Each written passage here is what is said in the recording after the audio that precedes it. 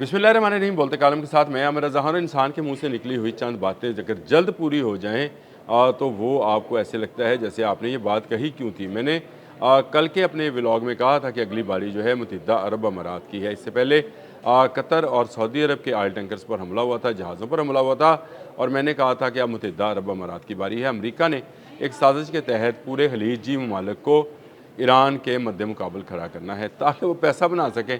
सीधी बात है, किराए के जो फ़ौजी हैं उनके ज़रिए वो लड़ेगा। पैसा जो है हमारे अरब शेख जो हैं वो अदा करेंगे। इससे पहले कतर का जहाज़ जो है अमरीकी निगरानी में गुजर रहा था, अननोन प्रोजेक्टाइल आकर उसके अर्शे पे लगता है।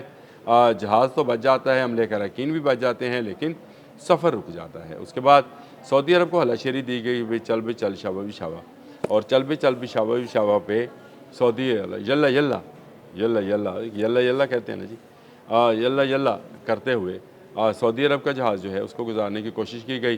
पासदारान ने फिर वार्निंग जारी की और उसके बाद उसको हिट किया, और हिट करने के बाद सऊदी अरब की तरफ से रिएक्शन आया, कतर की तरफ से रिएक्शन आया। कतरी टीम तो खैर तेहरान में ही मौजूद थी रिएक्शन देने के लिए, लेकिन उन्होंने कहा कि क्योंकि हमने बंद किया है अमान का रास्ता, इस तरफ से कोई ना गुजरे। और अब मुंबासा और बाहिया ये दो जहाज़ हैं जो कि ऑयल टैंकर्स हैं मुत्तहिदा अरब अमारात के।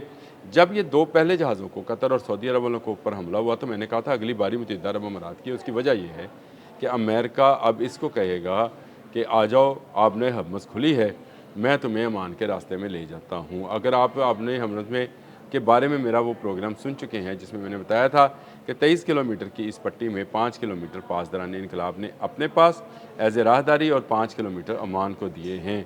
तय ये पाया था कि अमान की तरफ से गुजरने वाले जहाज़ अमान को टैक्स देंगे, पासदारान जिसको रास्ता देंगे जो इस तरफ से गुजरेगा उससे वो टैक्स लेंगे। लेकिन अमान ने क्या किया कि अमेरिका के कहने पर मुफ्त गुजरने की सहूलत फराहम की, जिस पर ईरान ने रिएक्ट किया है।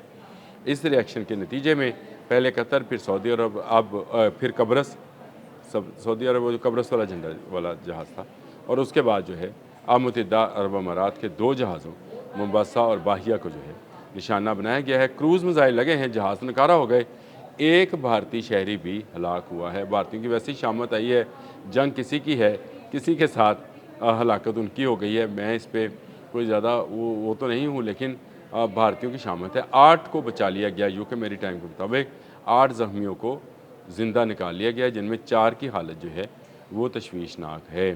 तो बंदा पूछे जंग लगी है, तुसी जहाज़ लैन आए हो? सीधी बात है ना भी, आप क्यों आए जब ईरान और अमेरिका के जो है जंग जारी है।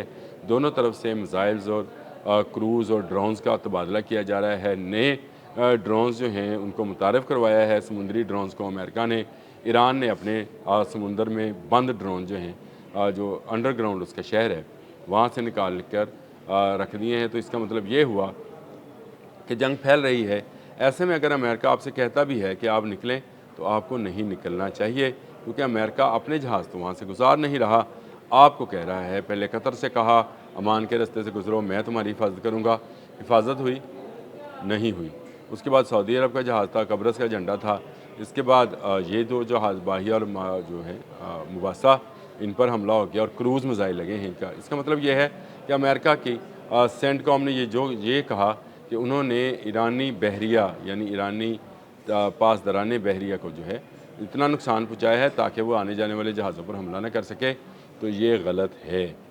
ईरान आज भी उसी बात पर कायम है कि जो आपने हम से गुजरना चाहेगा वो ईरान की हिफाजती तहवील में गुजर सकता है, अमेरिका या किसी और मुल्क की हिफाजती तहवील में से नहीं गुजरेगा।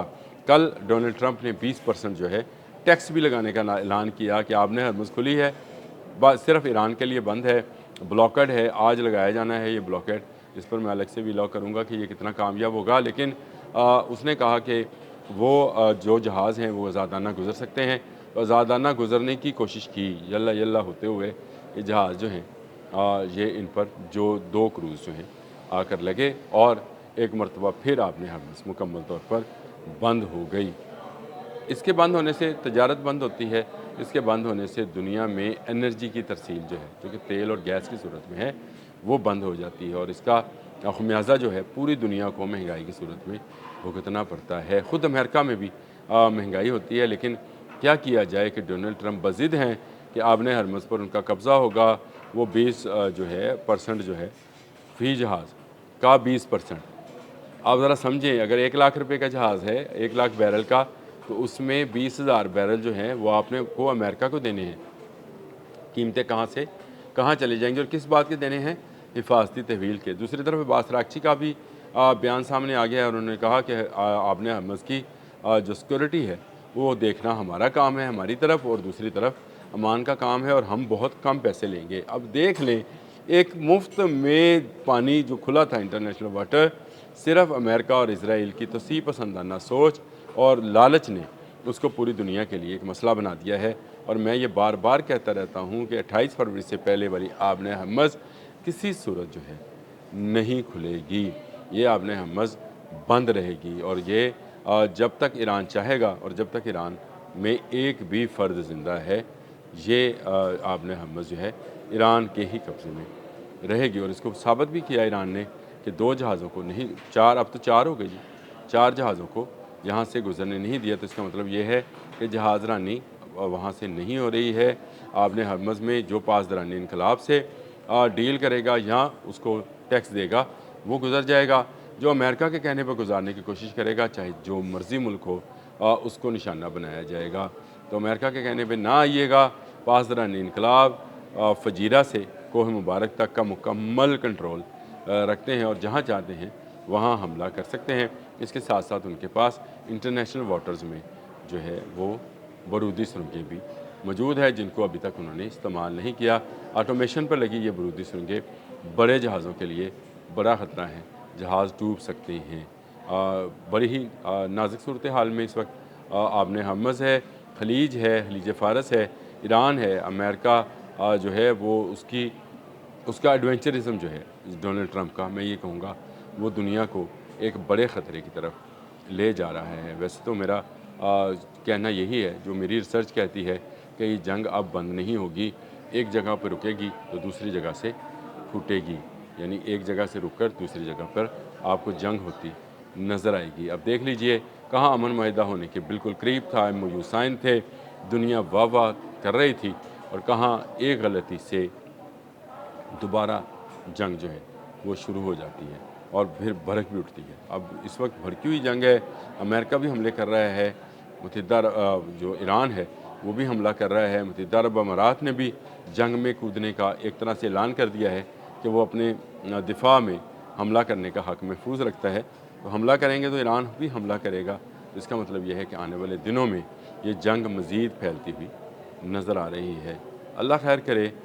ये जंग जो है ये इस जंग का ऊँट जो है किस करवट बैठेगा कोई कुछ नहीं कह सकता।